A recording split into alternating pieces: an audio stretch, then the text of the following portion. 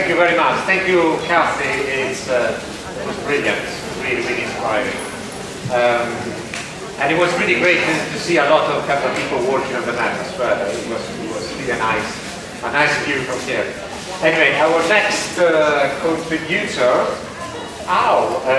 is Sally O'Reilly. Sally O'Reilly is a writer contributing regularly to many art and culture publications, including our monthly art review, Cabinet, Freeze, Time Out, etc., etc., and has written many essays and short fiction for international museums and galleries. Her book, The Body in Contemporary Art, was published by Thames and Hudson in 2009. She was co-editor of the thematic interdisciplinary broadsheet Implicasphere for 2003-2008. She also makes video and documentaries, and has curated and produced numerous performative events, and she was the co-curator of the Highway Touring exhibition Magic Show in the UK from 2009 to 2010. She was recently writing in residency at the Whitechapel Art Gallery in London, and producer and co-writer of The Last of the Red Wine, 2011, a radio sitcom based in the art world. She's currently writing a novel, Crude, about art, flirting, and the oil industry. Thank you very much. Sally's contribution will be roughly, she told me 25 minutes, sharp, not roughly. And then we're going to break for half an hour. During this half an hour, we're going to project a film which is aptly titled Do Schools Kill Creativity by Ken Robinson. So stick around after that. Thank you very much. Sally O'Reilly.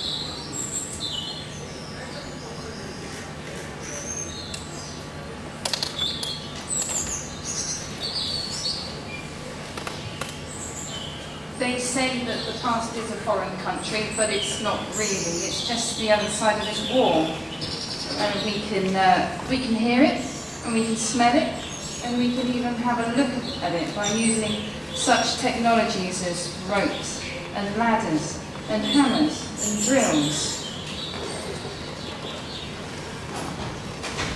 Those on the other side of the wall, there in the past, they can't see us here in the future so clearly.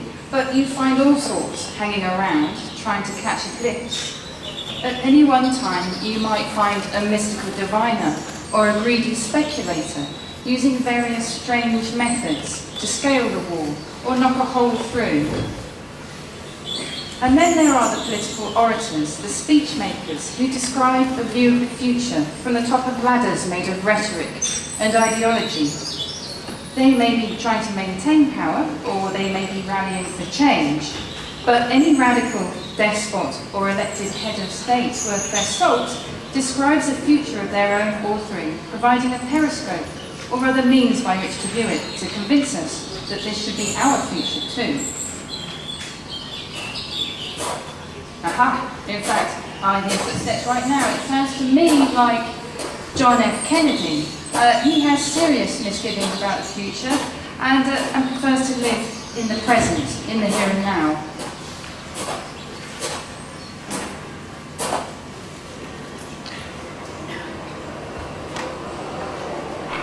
Today has many difficulties, and this is not perfect. But we have never had to put a wall up to keep our people in, to prevent them from leaving us.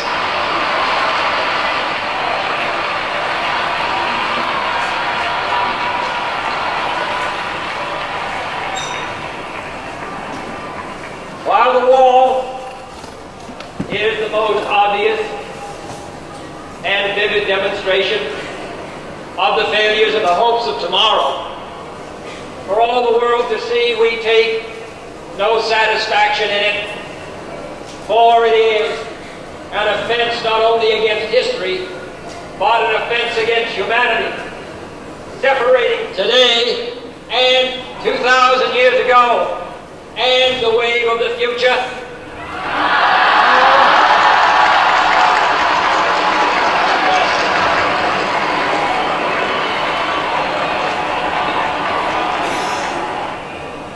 So let me ask you as I close, to lift your eyes beyond the dangers of today, beyond the wall, beyond yourselves and ourselves, to the hopes of tomorrow. When that day finally comes, as it will, I take no satisfaction in it.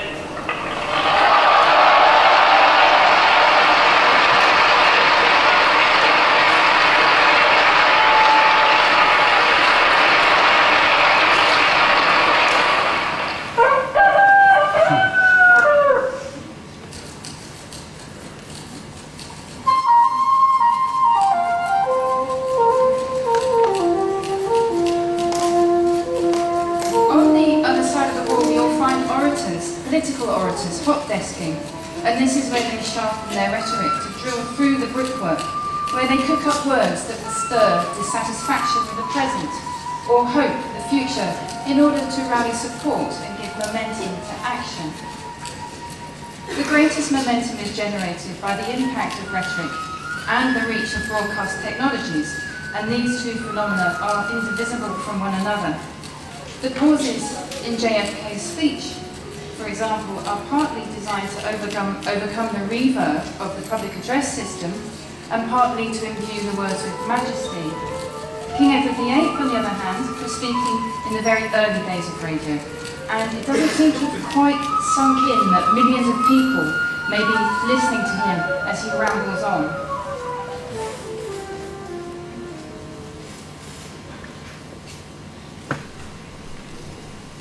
Science has made it possible for me to be ringing in your ears.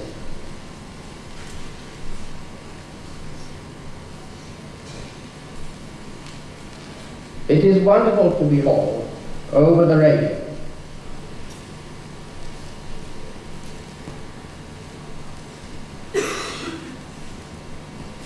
memory is a thing that we will never forget.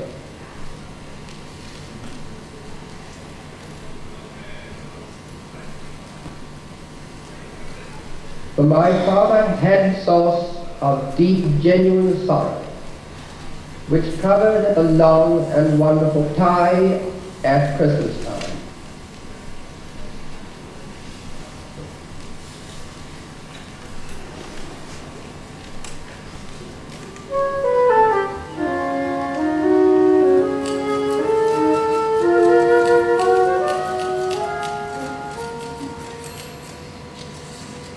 Congresswoman Barbara Jordan, on the other hand, was a fierce orator and a national champion debater.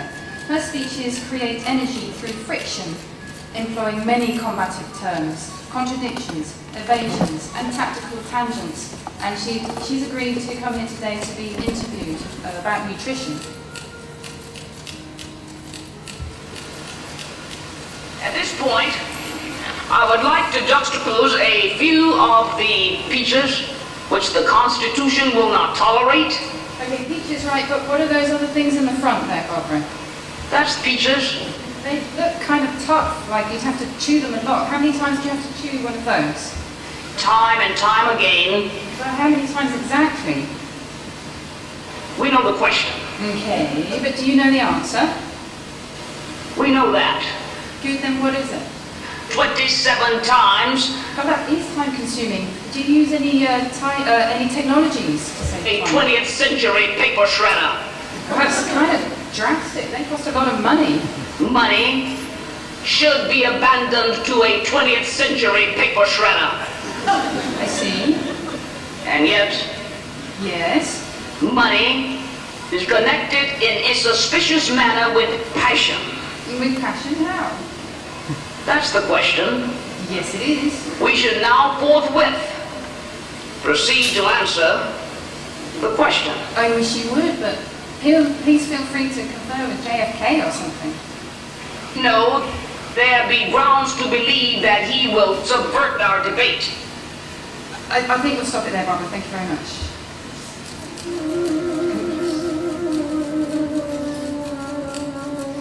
In contrast to Barbara's frictional mode, let's listen to Ronald Reagan, who adopts an informal, anecdotal tone which implies the complicity and total agreement of whoever may be listening.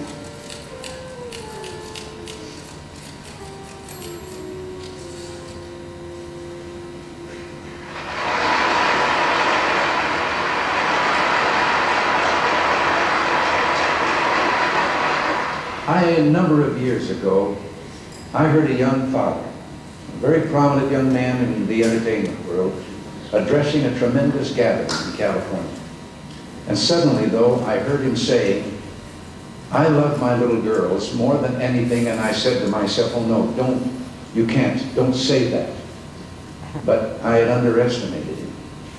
He went on, "I would rather see my little girls die now, still believing in supernatural ideas, than have them grow up and one day die no longer believing in supernatural ideas."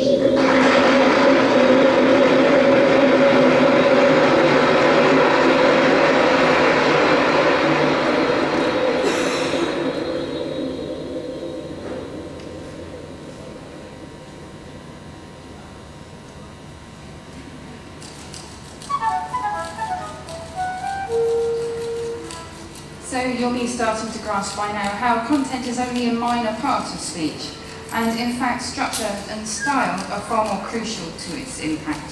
And structures and style employ precise techniques that can be analysed and taught. One school of thought identifies oratory as comprising the stylistic categories of elegance, which involves correct language usage and clarity of meaning, composition, or the avoidance of harsh sound clashes and the bunching up of verbal ornaments, and dignity, by which text is embellished with various figures of speech in terms of phrase. So let's have a look at Jimmy Carter's strategy in one of his historic speeches of the 1970s about energy. Just let us know when you're ready, Jimmy. Right now. What I have to say to you now about energy is simple and vitally important. Point one.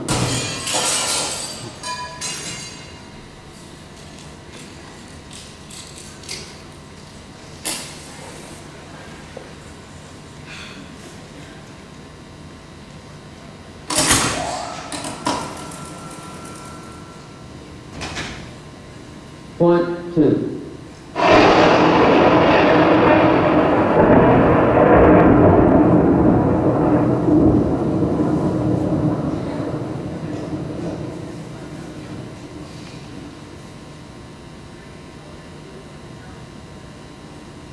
In closing, let me say this. Whenever you have a chance, say something good. Together, we cannot fail. Thank you and good night.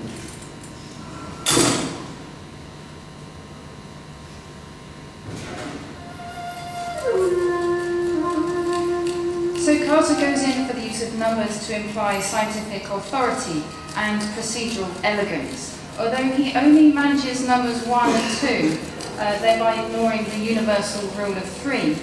Nelson Mandela, on the other hand, was a very technical speaker, and his orations are full of statistics and dates and other really precise figures. So here's a recording of some of Mandela's most epoch-defining numbers.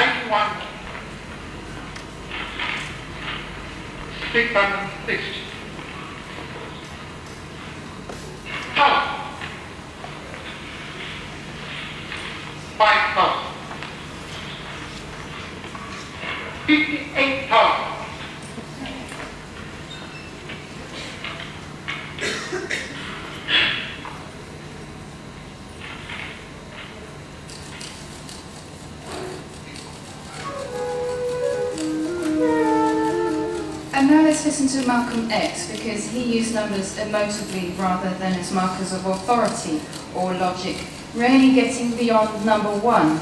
Because for Malcolm, everything required immediate action, everything was imperative, everything was number 1 priority. Number 1, you need some action.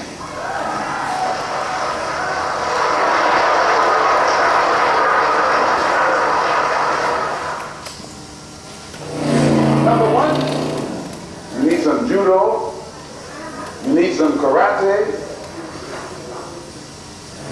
Number 1, you and I have to be right there breathing down their throat. Number 1, let's make him stop jiving.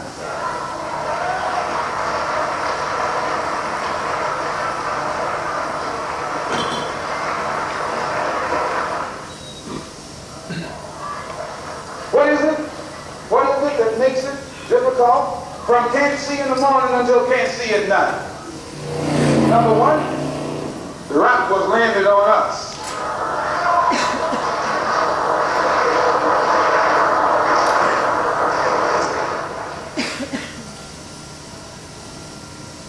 Number 1, they think they have a stake. Number 1, we want to make them pass the salt.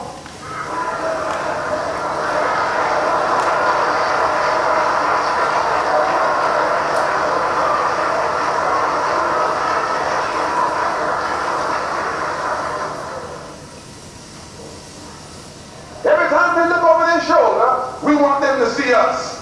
Number 1, in the past. Number 1, and the future.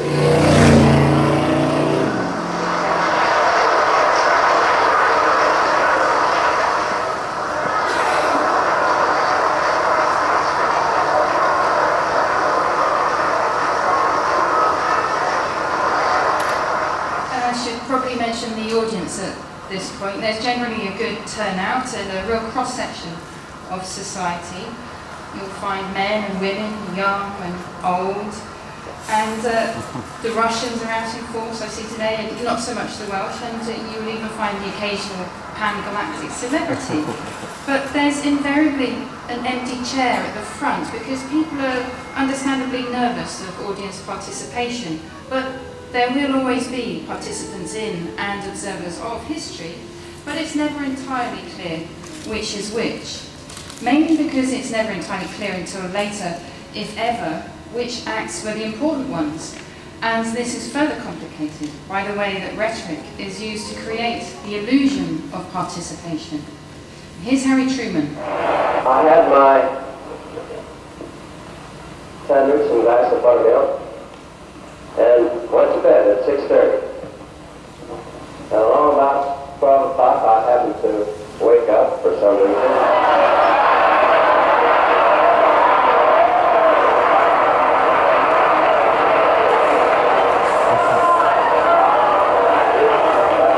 And I went back to bed and went to sleep.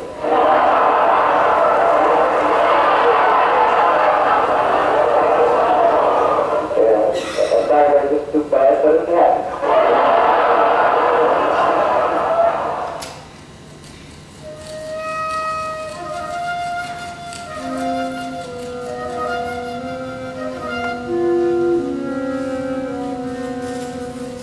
So Harry Truman uses humour to create a sense of camaraderie amongst his listeners, which is an ancient ploy, but it's a good one. And then there's Margaret Thatcher, whose style tends towards the grand and forceful. Her authoritative tone is frequently punctuated, though, with vernacular, and she tempers imperiousness with accessibility. And it's to these ends, too, that she often mentions family life and her husband, Dennis. But she's nicknamed the Iron Lady, and she's a paradoxical feminist icon who embodies immense power, but who exaggerated male traits to sustain that power. And what is little known, though, is that she's an advocate of breast enlargement as a means to achieve her ultimate goal of female supremacy. And she can be heard here explaining the merits of the procedure colloquially known as boob jobs, but which she more grandly refers to as bust jobs.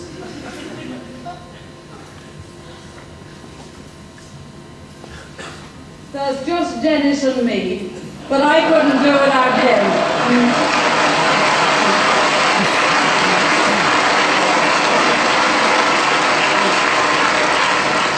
Dennis is wonderful in all places, at all times, in all things, and we actually like one another.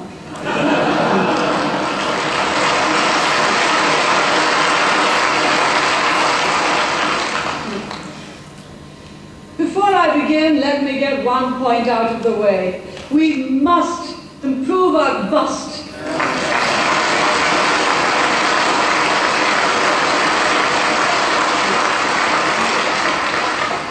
Now, we've made these points repeatedly. I'm accused of lecturing or preaching about them. I don't care about that, but I do care about the future of bust jobs and the independence it brings to our women. Independence? Yes, but let us be clear what we mean by that. The new independence of spirit and a zest for achievement. By countless acts of personal self-confidence that has been beyond the reach of so many. Human dignity and self-respect are undermined when women are condemned to relax the squeeze.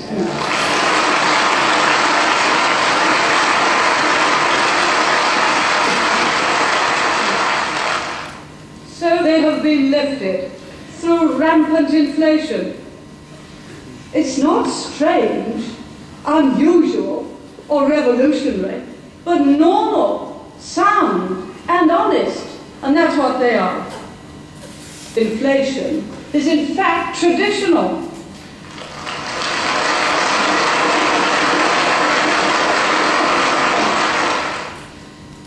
Now you can try to soften that figure a dozen ways. But for the moment, we intend to maintain and, where possible, to improve our conventional firmness.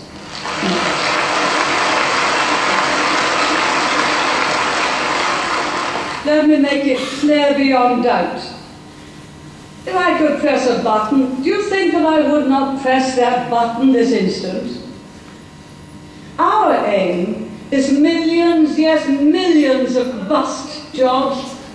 In fact, we can emphasize that about 250,000 people find new jobs each month. We have and we shall turn a dream into reality. No doubt there'll be unexpected twists in the road, but with wisdom and resolution, we can reach our goal. I believe we'll show the wisdom, and you may be certain that we'll show the resolution.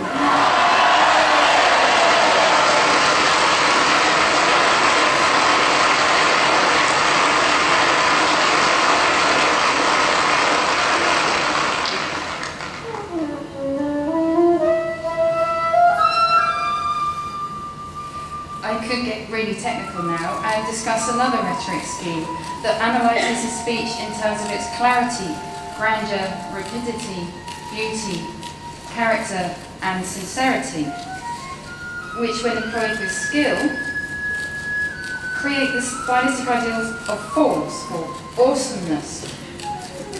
I could tell you how clarity is further anatomized into the subtypes of purity and distinctness, grandeur into solemnity, asperity, vehemence, brilliance, fluorescence, and abundance, and how character can be subdivided into simplicity, sweetness, subtlety, and modesty, and how sincerity includes the quality of indignation. Or I could leave you with Winston Churchill, who has a turn of phrase that's imprinted itself on everyday life in Britain. This is perhaps the greatest and most paradoxical achievement of the political orator, to be quoted and misquoted, until the original meaning has been worn entirely away through overuse.